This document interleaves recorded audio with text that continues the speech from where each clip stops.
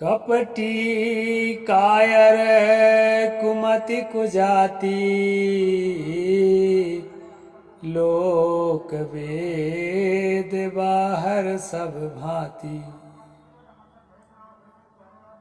लोक वेद सब ही विधि नीचा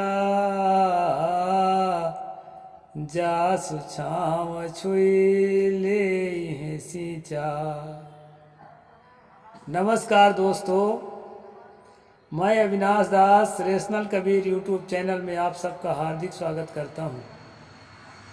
साथियों, यदि चैनल को सब्सक्राइब नहीं किए हैं तो सब्सक्राइब ज़रूर करें, शेयर करके अपने मित्रों तक पहुंचाएं, सभी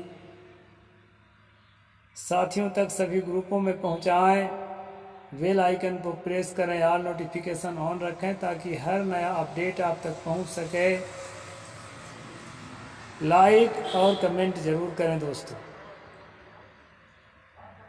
मैंने 2 चौपाई रामचरितमानस से पढ़ी है।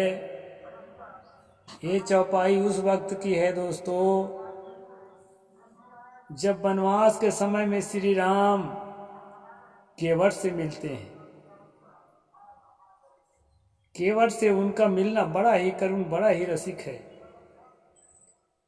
लगता है यदि श्री राम को भगवान या परमात्मा न कह करके इंसान कहा जाए तो उस जगह की अदाएं उसके बहुत ही महान है। इस बात को हम जैसे लोगों को भी स्वीकार करना पड़ सकता है। हाँ, यदि भगवान नहीं है तो, और भगवान है तो तब तो पुण्यात्मा के बजाय पापी कहे जा सकते हैं, क्योंकि इसका अर्थ क्या है दोस्तों। पहले तो अर्थ बता दूं, क्योंकि हमारे कई साथी कम पढ़े लिखे होते हैं तो अर्थ समझने में दिक्कत होती है। कपटी कायर कुमति कुजाति, छल कपट से भरा हुआ। कायर जो होता है, कायर माने दुष्ट भी होता है, कायर माने डरपोक भी होता है, डर से भरा हुआ, युद्ध में पीठ दिखाने वाला, और कुमति सब प्रकार से दुर्बुद्धि दुर्भावना से भरा हुआ दिलो दिमाग। इन कुजातियों का होता है। कुजाति का मतलब होता है जिसको देहात में नंजतिया बोलते हैं, खासकर हमारे शहडोल जिला में। नीच जात, ST SC, अछूत जात, ऐसा बोलते हैं दोस्तों।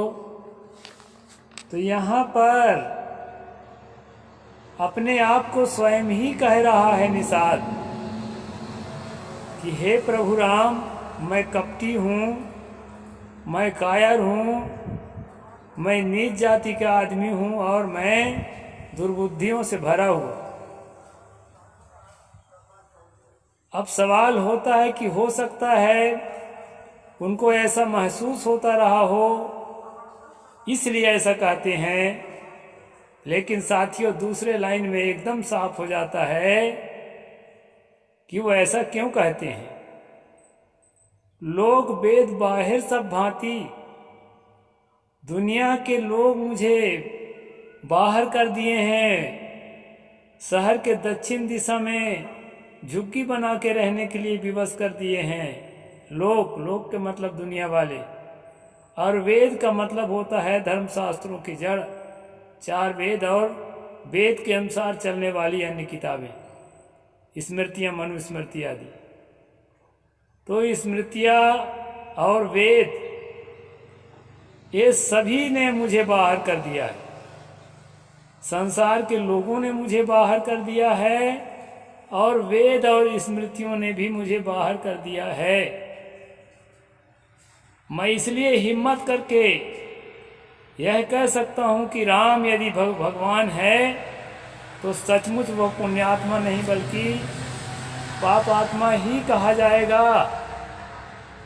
उसका कारण यह है दोस्तों,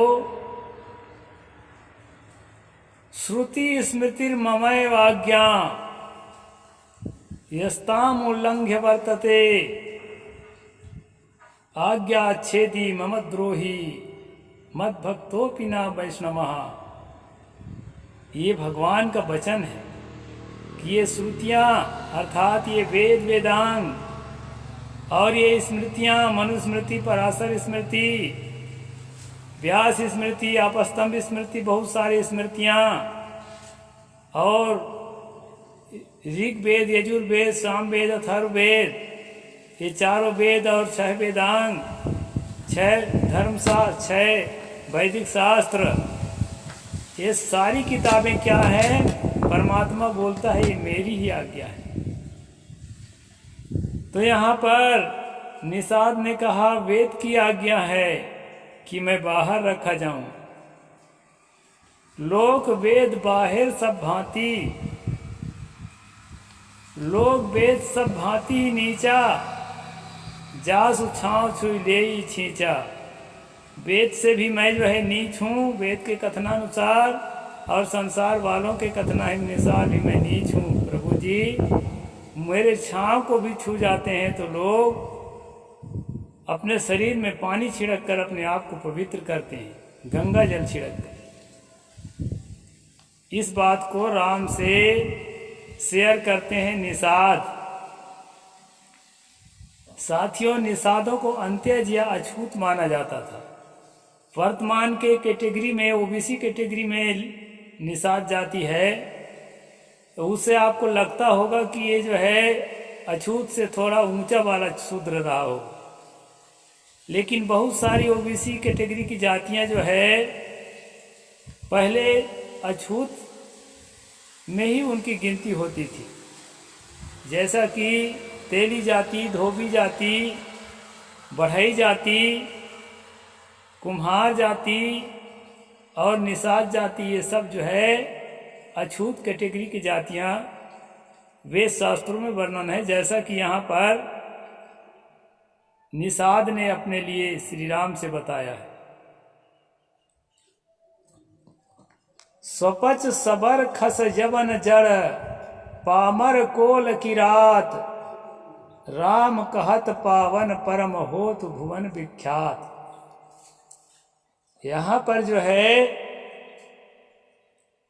लेखक ने कहा है कि जो स्वपच जातियां हैं जो भंगी हैं और जो सबर जातियां हैं, जानते हैं सबर जाति के ही स्त्री थी सबरी, इसलिए उसको सबरी कहा गया। उसका नाम सबरी था ऐसा नहीं है, जात सबर था। खस जाति, जबन जाति, जबन मतलब होता है मुसलमान और ईसाई, क्योंकि दोस्तों राम के जो समय निर्धारित किया जाता है उस समय कोई ईसाई नहीं थे यहाँ, न कोई मुसलमान नहीं था। ये सब 6वीं 7वीं शताब्दी के अंदर जो है भारत में अपना प्रचार प्रसार किए हैं, लेकिन ये जो लेखक है उसके समय में ये सब थे, इसलिए इन सब चीज़ों को भी इन्होंने लिखा है। पामर कोल किरात, कोल जाति किरात जाति जो अभी पिछले मुख्यमंत्री थे शिवराज सिंह चौहान किरात जाति के, जो आजकल ओबीसी में आते हैं, ये सबको जो है लेखक ने लिखा है कि ये राम कहने से पवित्र हो जाएंगे, दूसरे जाति में अगले बार जन्म ले लेंगे अपने से बड़ी जाति में और संसार में विख्यात हो जाएंगे, इसलिए इनको राम राम कहना चाहिए। ये जो कठिन स्थिति है दोस्तों, हमारा भजन करो, हमारा नाम जपो, हमारे अनुसार चलो, लेकिन जो है फल देंगे अगले जन्म में, अभी फल नहीं देंगे। अभी तो तुमको नीच अछूत रहना पड़ेगा, जितनी प्रताड़ना है वो सब सहना पड़ेगा। तुम्हारे घर की स्त्रियों का हम बलात्कार करेंगे उसको सहना पड़ेगा, नंगा घुमाएंगे तुम्हारी बहू बेटियों को उसको सहना पड़ेगा, और जो है तुम्हारे बहू बेटी के बलात्कारियों की हम आरती उतारेंगे उसको भी देख देख के सहना पड़ेगा। लेकिन नाम हमें लेना पड़ेगा। कहते हैं ना, इंडिया में रहना है तो राम राम कहना है, जय श्री राम कहना है। तो ये अगर आतंकवाद नहीं है दोस्तों, हम चाहे जितना भी अत्याचार करें, सापत ताड़त परुष कहंता विप्र पूजस गावहि संता, हमारे चरणों की पूजा ही तुम्हें करना पड़ेगा। खास कर इस वीडियो को मैं इसके लिए बना रहा हूँ कि जो लोग कहते हैं कि जातियों का वर्णन धर्म ग्रंथों में नहीं है, मैं मनुस्मृति खोल करके, व्यास स्मृति खोल करके, अभी मनुस्मृति पर तो स्ट्रीम कर ही रहा हूँ हर रोज, हर दूसरे तीसरे रोज।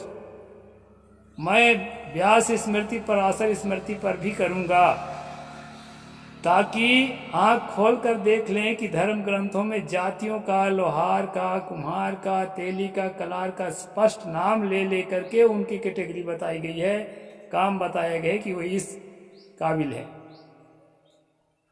जो लोग ये कहते हैं कि केवल वर्ण व्यवस्था है, वेद शास्त्रों में जाति व्यवस्था नहीं है, वो लोग आप लोगों के भटकाना चाहते हैं। मतलब आप लोगों को सोच को जो है, आप लोगों की भावना को जो है दिग्भ्रमित करना चाहते हैं। सब कुछ स्पष्ट है, किताब खोलकर देखने की जरूरत है। बस किताब खोलकर देखिए, सब स्पष्ट हो जाएगा। साथियों, श्रुति स्मृति ममैर आज्ञा यस्ताम उल्लंघ्य वर्तते, परमात्मा ने कहा ये श्रुतियाँ और ये वेद और ये उपनिषद और ये जो क्या नाम के आपकी स्मृतियाँ हैं ना, ये मेरी ही आज्ञा है, परमात्मा कह रहा है। यस्ताम उल्लंघ्य वर्तते, उसको जो है उल्लंघन करके जो व्यवहार करेगा, यानी अपने जो निर्धारित किया गया है जिस काम के लिए, उससे ऊपर उठकर कोई कुछ काम करना चाहेगा तो उसको कहते हैं कि आगच्छादि आज्ञाच्छेदी मम द्रोही मद भक्तो पिन वैष्णवा। वो मेरे आज्ञा का उल्लंघन करने वाला मेरा द्रोही है, परमात्मा का द्रोही है, नास्तिक है, दुष्ट है, पापी है। आज्ञाच्छेदी मम द्रोही मद भक्तो पिन वैष्णवा, वह जो है अहंकारी है, मेरा भक्त नहीं है और न वैष्णव ही है। ऐसा जो नारायण विष्णु ने कह दिया। अब जब वो नारायण विष्णु ने ही ये कहा है, वो नारायण विष्णु ही राम के रूप में आया है, तो काहे का महान हो गया। सारा बदमाशी करके तू ही ने दर्द दिया, तू ही दवा देना, अब गले से लगा रहे हो, दिखावा कर रहे हो। अगर विष्णु हो तो, अब अगर हमारे जैसा एक सामान्य आदमी के रूप में जन्म लिए हो ना, तब तो भाई मानना पड़ेगा कि लोक से, वेद से जिस आदमी को नीच ठहराया गया तो उस आदमी को आपने गले से लगा लिया। धन्य है, आप महान हैं यदि आप इंसान हैं तो। अगर भगवान है, परमात्मा है, तब तो महामक्कार माने जाएंगे, महापापी माने जाएंगे, क्योंकि ये व्यवस्था, ये सिस्टम, ये चोट, ये दर्द तो आपने ही दिया है ना।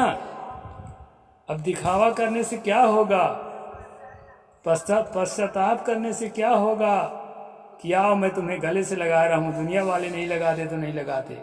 दुनिया वालों को नहीं लगाने के आर्डर किसने दिया? श्रुति स्मृति ममैव आज्ञा। इसलिए दोस्तों, अविनाश दास जो है जैसा सच है वैसा सच बताता है। कृष्ण ने गीता में भी कहा है, चातुर्वर्णम मया शिष्टम गुण कर्म विभाग सा। ये चारों वर्णों की ऊंच नीच जातियों की स्थापना मैंने की है, और उनको कैसे गुण में जीना है, कैसे कर्म करना है, इसका विभाग भी मैंने कर दिया है पहले से। अपने से कुछ करने की जरूरत नहीं है, जैसा कहा गया है वैसा करो। कलेक्टर कमिश्नर बनने के लिए, मिनिस्टर बनने के लिए, बैरिस्टर बनने के लिए और क्या क्या बनने के लिए कोशिश मत करो।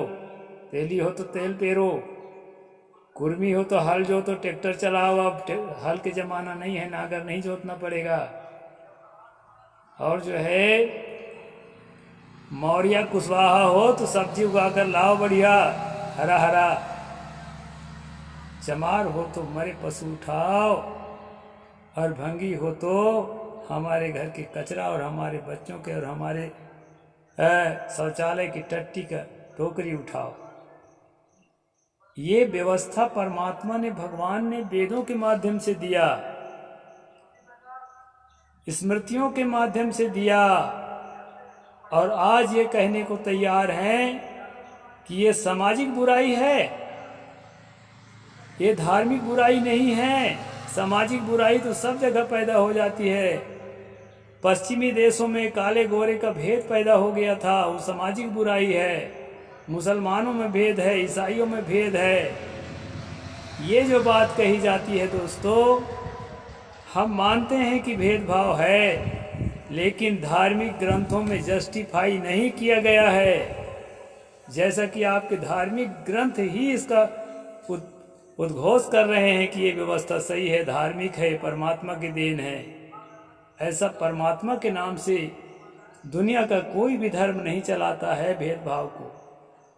सारे धर्म जो है जानते हैं कि ये सामाजिक बुराई है और उसके ऊपर काम भी करते हैं। और हमें काम इसलिए नहीं करने दिया जाता है क्योंकि ये धार्मिक बुराई है, धर्म ग्रंथों द्वारा जस्टिफाई किया गया है। इसलिए दोस्तों, जिन लोगों को ये भ्रम है कि जातियों का नाम नहीं है, उन लोगों को भ्रम मिटाने के लिए मैं इस स्पष्ट वीडियो बना दिया, और खुलासा करने के लिए 2-4 वीडियो और बना के मैं आपको दिखाऊंगा। धर्म शास्त्रों के बानियों को अभी तो मैं केवल रामचरितमानस पर ही सुना रहा हूँ आज। तो धर्म शास्त्रों में जस्टिफाई किया गया है, बदमाशी की गई है, इसको हमें स्वीकार करना चाहिए और जो है तौबा करना चाहिए कि अब तक बिसारे हो, अब न भूलई हों। आगे के लिए अच्छा रास्ता चुनना चाहिए, उसको सही साबित करने के, धर्म शास्त्रों को सही और परमात्मा को वचन साबित करने का जो प्रयास है ना, ये बदमाशी के अलावा कुछ भी नहीं है। आज बस इतना ही। साहिब बंदगी। जय जोहार, जय भीम, जय भारत।